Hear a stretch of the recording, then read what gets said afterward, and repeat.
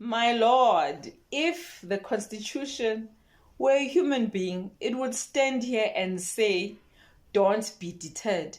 Give me a fair trial.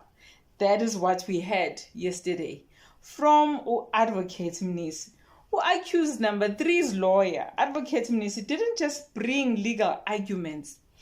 He brought fire, passion, and plea for fairness that echoed beyond the courtroom. Let's break down his powerful arguments, his submissions in yesterday's dramatic session of the Senzo Meyiwa trial. Welcome to the Courtroom Chronicles. Mdase. I'm Busisiwe Mohapi, and today's update is all about Advocate Mnisi's head of arguments, his defense of accused number three, and why the court eventually ruled in his favor. Let's get into it. Yesterday, Advocate Mnisi made a formal application of the accused three to be granted time